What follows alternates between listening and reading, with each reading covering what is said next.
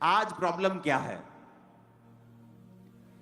आप अपना बुरा केस जिसमें आपने गुनाह किए हैं, पाप किए हैं, एक अच्छे वकील को दे दो, हो सकता है वो आपको निर्दोष साबित कर दे। आप गुनहगार नहीं हैं, आपका वकील निकम्मा है, हो सकता है आप कोर्ट में गुनहगार साबित हो जाए। जाके देख लो जेलों में कितने लोग हैं जो इनोसेंट बंद हैं, जिनके कोई गुनाह नहीं किया। आत्मा में आप कैसे हैं? मान लीजिए आपकी आंखों में दिक्कत है, आपकी आंखें खराब हैं, थोड़ा कम दिखता है, आप कुछ भी है, या ब्लाइंड है कोई।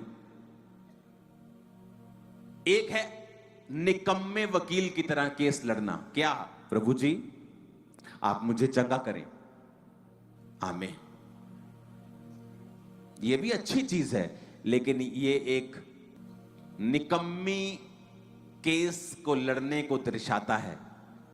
एक है अच्छा वकील, अच्छी प्रार्थना करने वाला वकील, और जब वो अपनी आंखों के लिए प्रार्थना करता है, वो कहता है परमेश्वर मैं तेरा धन्यवाद करता हूं कि आपने मुझे प्रार्थना करने का अवसर दिया है, आपने मुझे ये ताकत दी है, ये अधिकार दिया है कि मैं आपके सामने आऊं और प्रार्थना कर सकूं, क्योंकि आपने कहा है कि प्रभु यीशु मसीह के नाम में जो कुछ मैं मांगूंगा आप मुझे देंगे।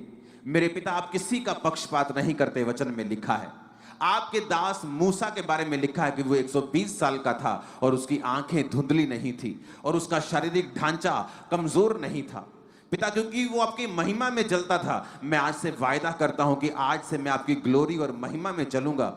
आप भी मेरी आंखों के ऊपर दया करें पिता, और मेरी आंखों पर से सारी बीमारी को खत्म करें, क्योंकि आपके बेटे यीशु के कोड़े खाने से मैं चंगा हो चुका हूं। आप मुझ पर भी दया करें जिस तरह आपने मूसा के ऊपर की थी। यह है अच्छे वकील की प्रार्थना। दोनों प्रार्थनाएं हैं, एक है निकम्मी प्रार्थना, एक है अच्छी प्रार्थना जो रिजल्ट लेके आती है। एक है निकम्मे विश्वासी जो सोचते हैं प्रभु को सब पता है, प्रभु को सब जानता है, बस यही कह देंगे प्रभु मुझे ठीक कर दे। और एक है अच्छे विश्वासी।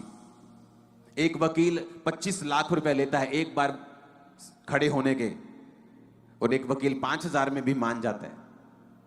जो 25 लाख वाला है उसने अपनी वैल्यू को बनाया है, उसके केसेस को उसने जीता है। आज मैं वकीलों की बात नहीं कर रहा हूं, आप मेरी बात समझ रहे हैं, मैं आत्मिक वकीलों की बात कर रहा हूं, क्योंकि हम आत्मिक वकील हैं। क्योंकि जीसस ने कहा अपना मुकदमा लड़, अपना प्रमाण दे। वचन कहता है, यहोवा परमेश्वर कहता है अपना प्रमाण दे, अपना मुकदमा मेरे सामने लड़। और हम मुकदमा कैसे लड़ रहे हैं कि मैनू छाड़ दो जी। वकील साहब जज से कह रहे हैं मैनू छाड़ दो जी, ए बंदे नू छाड़ दो जी। और दूसरा वकील कह रहा है जज साहब आपके संविधान में ये लिखा है, हमारे संविधान के फलाने आर्टिकल के इस भाग में ये लिखा है, ये मेरा जो क्लाइंट है उस समय यहां मौजूद था, ये मेरा क्लाइंट ये करता है, इसकी ये प्रूफ है, ये डॉक्यूमेंटेशन है। ये अच्छा वकील है। आप प्रार्थना करने के लिए प्रभु के सामने बैठे हैं और आपको यही नहीं पता कि जिस विषय में आप प्रेयर कर रहे हैं बाइबल का कौन सा अध्याय आपकी सपोर्ट में खड़ा है। प्रॉब्लम है जब व्यभिचार में इंसान होता है, वो प्रार्थना का हियाव खो देता है, वो परमेश्वर के सामने मांग नहीं सकता। उसको पता है जो वो मांगेगा उसे मिलेगा नहीं, तो वो दुनियावी चीजों का सहारा लेता है बचने के लिए। क्योंकि वचन कहता है यूहन्ना की पत्री में कि जब तुम्हें ये हियाव होता है कि तुम परमेश्वर के साथ सही हो और तुमने सही जीवन जिया है, फिर तुम जो कुछ परमेश्वर से मांगते हो परमेश्वर तुम्हें देता है।